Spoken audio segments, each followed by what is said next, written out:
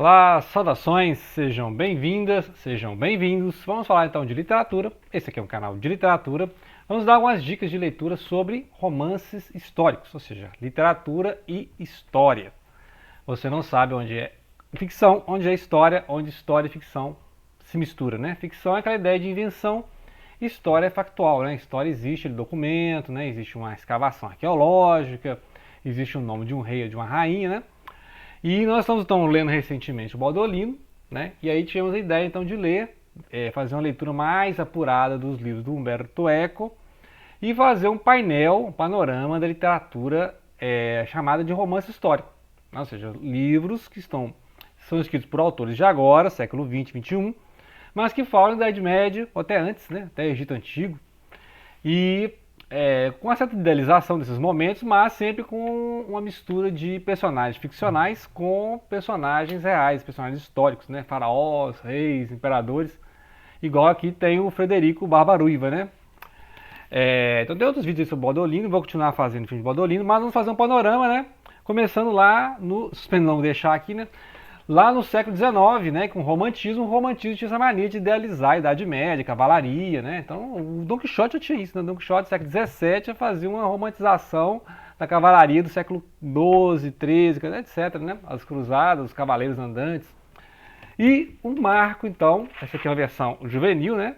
Uma edição juvenil, que é o Evangelho do Walter Scott, Sir Walter Scott, 1840 e poucos, 1920, né?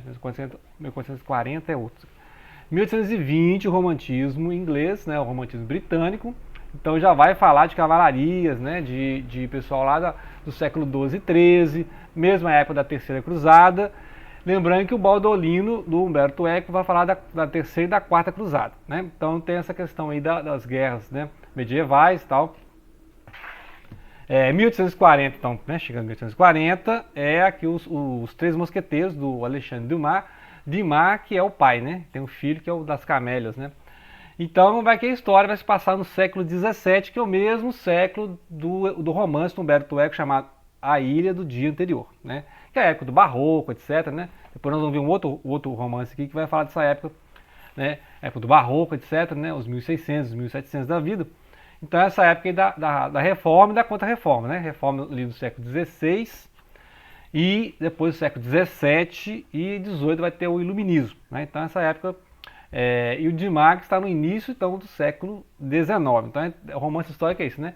Nós estamos lendo um autor de 200 anos atrás falando de uma época 200 anos antes dele, né? Então interessante que aí você vai ler 400 anos do passado, né? Que é a época dos mosqueteiros, a época do Richelieu e tal, né? Outro famoso aqui para Portugal é o Eurico Presbítero, que é do Alexandre Herculano, também de 1840, que é 1844. Depois, no realismo, nós temos essa de Queiroz indo lá na Palestina, né? A Palestina otomana do século XIX e voltando no tempo, ou né, nos delírios do personagem, o Raposão. Tem vídeo sobre esse livro e ele vai voltar então lá na época de Cristo, né? Lá nos primeiros séculos, os romanos, na Palestina, né? E vai contar uma outra forma de explicar o nascimento do cristianismo, né? A questão, então ele tem umas coisas muito polêmicas, muito chocantes aqui. Eu acho até mais chocante que o Evangelho segundo Jesus Cristo, que também é uma forma de romance histórico, que é o do Saramago, né? José Saramago, que vai reconstruir a época de Jesus. Tem muita pesquisa histórica, né? Você vê os meses hebraicos, a época do ano, a questão geográfica, né? Então você vê que o Saramago pesquisou bastante e aqui tem uma pesquisa também. Só que aqui é mais deboche, né? Aqui o tom aqui é mais zombaria, o Raposão deboche total. E a gente sabe que o Enéas de Queiroz não gostava muito do clero, né? Basta ver lá o Padre Amaro, né? Etc, etc, né? Que ele era um realista bem anticlerical, como a gente já viu lá nos Maias também, né? Vamos dar um salto então para os anos 60 do século XX, um outro livro que eu estou relendo, que é a Obra em Negro da Marguerite Yourcenar, né? Que é uma belga francesa, que vai falar então do século XVI, a época ali das revoltas camponesas, e a época também que surgiu a reforma protestante, né? O Lutero, Calvino, etc., e aqueles movimentos batistas, anabatistas, né? Que eram movimentos que estão voltando. É interessante o painel de época que ela faz, né? Ou seja, além de falar das revoltas camponesas, vai falar então da história da alquimia, né? Das ciências ocultas, né? Que depois vai surgir ali no século XVII, por exemplo, Rosa Cruz, a maçonaria, né? Século XVIII e tal. E é coisas que Humberto Eco fala lá no Pêndulo de Foucault, Cemitério de Praga, né? Então é interessante, sempre tem uma coisa do Humberto Eco no meio, né? E aí Humberto Eco, então ele vem, né, com os anos 80, né, nos anos 80 com O Nome da Rosa, que vai voltar lá no século XIV, né? Assim, depois das Cruzadas, época de Inquisição, né? Já tinha Inquisição e tal. Então ele vai fazer assim um romance pós-moderno, porque ele vai fazer uma paródia aqui do Sherlock Holmes, né? E do Watson, né? Elementar, meu caro Watson.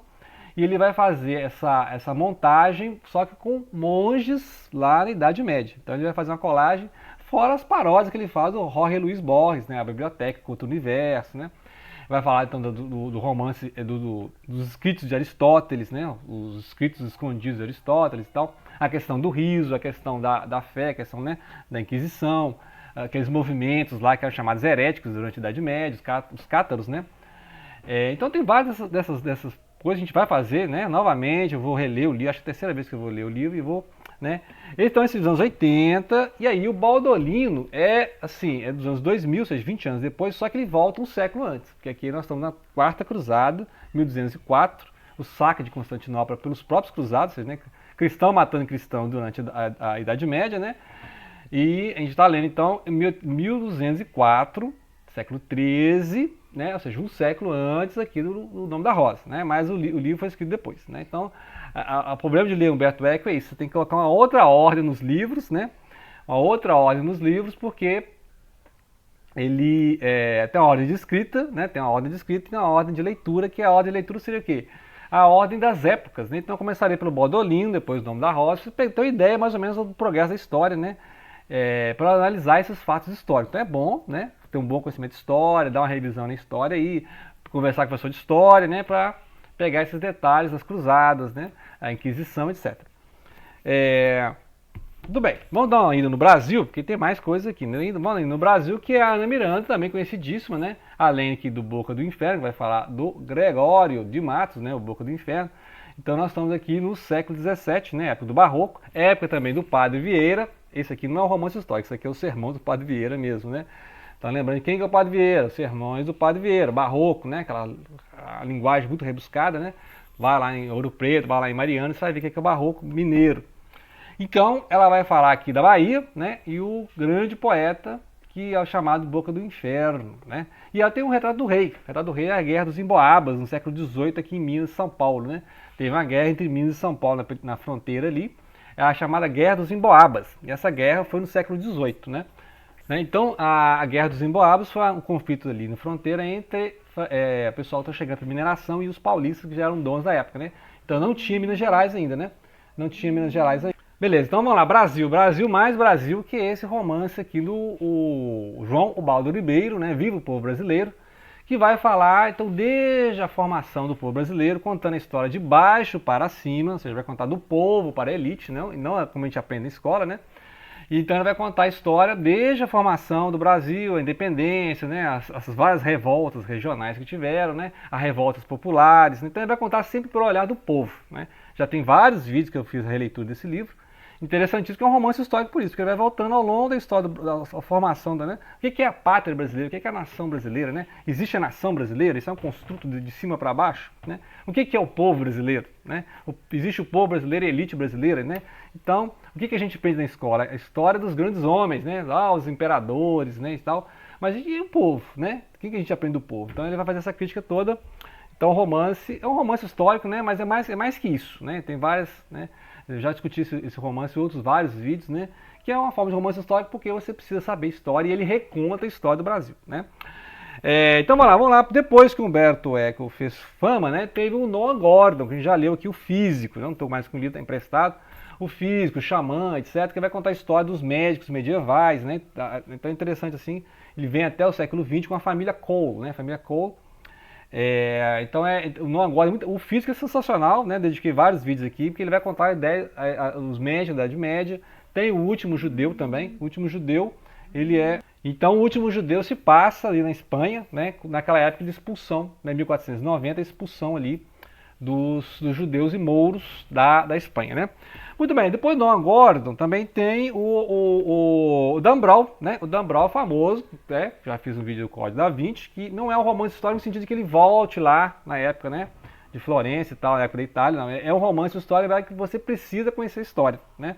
Então é uma pessoa na atualidade, que é o professor Langton, né? E ele vai voltando, sim, fatos da história, né? Igual, por exemplo, aqui ele volta no Vaticano, né?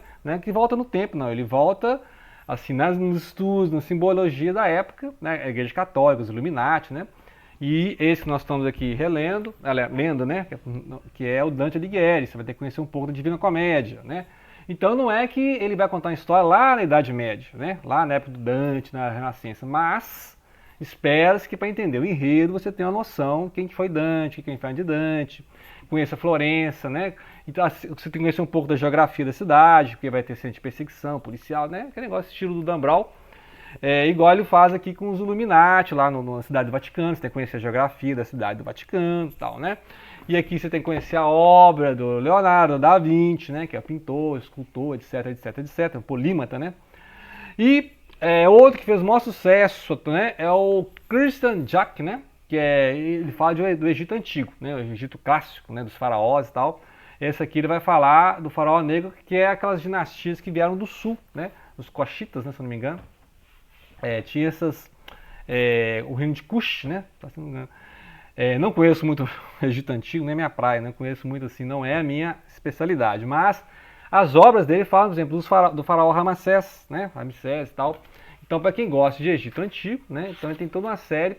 Um dele que eu comecei a ler foi o do Mozart, que ele vai contar a época do Mozart, que é grande, né? As sinfonias de Mozart, né? Um grande compositor. Esse eu cheguei a ler uma coisa, mas não sou muito especialista em Egito, mas tem vários livros aqui falando das rainhas, né? E os faraós lá do Egito Antigo, né? Então, para quem gosta desse assunto, né? Egito Antigo e tal. E é um romance histórico que ele volta contando a história daquela época, né? Então os personagens são lá do Egito Antigo mesmo, né? Não é alguém aqui no futuro, alguém aqui na nossa época, pesquisando o Egito, né? Túmulo do Tutankhamon, não. Ele volta lá na época, igual Humberto Eco faz, né? Ou seja, O Nome da Rosa é uma história que se passa lá no século XIV. Lá no Pêndulo de Foucault, o que o Humberto Eco faz? É uma pessoa aqui na atualidade, século XX, né, na contemporaneidade, falando de coisas que aconteceram lá no século XIV, por exemplo, os Templários e tal, né, que é uma coisa que o Dan Brown faz. Então tem umas diferenças aí em alguns romances, né, porque há um romance histórico que se fala de história, né, que é o Pêndulo de Foucault, e tem um romance histórico que você vai lá na Idade Média, que é, por exemplo, O Nome da Rosa, né. E o Dan Brown é mais o estilo do Pêndulo de Foucault, ou seja, é uma coisa que está acontecendo na atualidade, né, nos Estados Unidos, no Vaticano, né, na Europa e tal, e ele vai voltando, falando de coisas medievais, né. Muito bem, e aí, aqui né, falando sobre o Brasil no século XIX, só que é um autor francês que morou no Brasil, foi um adido cultural aqui no Brasil, que é o Romaric Bell, né, Romaric Bell, né, francês, Bell. Ele vai falar então daquelas fazendas de café ali, né, expandindo do Rio de Janeiro para São Paulo. A gente sabe a cultura do café, que depois vai ser importante do modernismo, porque isso vai financiar o modernismo, vai financiar as indústrias de São Paulo, e por isso que São Paulo é mais importante, é a locomotiva do Brasil. Então ele vai contar a história aqui de uma moça que nasceu lá na França, casou com um barão brasileiro, veio para o Brasil e se tornou uma baronesa do café, uma imperatriz do café. E também tem vários vídeos, né, acho que eu fiz desse livro, da continuação dele, né, que são 2 livros, né, a Líria e a Quimera, falando dos Orleans e Bragança, né. Então vocês têm que conhecer um pouco de história do Brasil, né, o Pedro I, o Pedro II, essas uniões dinásticas, conhecer um pouco de história da França, pós-Revolução Francesa, né. Então é interessante entender esse painel cultural, painel histórico, entender como que aquelas várias alternâncias de poder na França desde a Revolução Francesa. Tinha república, tinha monarquia, voltava a república, tinha monarquia, aquela confusão toda, né? Então, é um romance histórico por isso, porque é um autor aqui do século XX, XXI, né? Ou seja, 2002, né? Aqui no século XXI, contando a história lá do início e meados do século XIX. Né? Então, um romance histórico. Né? Então, ou seja, é uma lista muito básica, né? Ou seja, essas listas pós-modernas e pós-modernas, que justamente vão falar dos períodos históricos. Aí você tem que conhecer basicamente, né, as alternâncias de períodos históricos, as oscilações da história, né, as monarquias e repúblicas. Então é interessante que aí o mais bacana, né, o mais sensacional é essa mistura de personagens ficcionais, que é da cabeça do autor, com figuras históricas. Né? Então você vai ver lá, né, o Richelieu conversando com a pessoa da cabeça do autor, você vai ver lá o Frederico Barbarossa conversando com a cabeça do autor, e aí ele vai misturando, você não sabe exatamente onde é que é uma coisa real, uma coisa que ele inventou, né? É o mais barato, né? Aí você vai dar um Google, né? Mas, cara, existe esse príncipe aqui, né? Então fica aí a dica, né, de romances históricos e claro que a gente vai falar um pouquinho desses romances aí com mais calma ao longo de mais vídeos, né, essa virada do ano. Obrigado pela atenção, não deixem de compartilhar.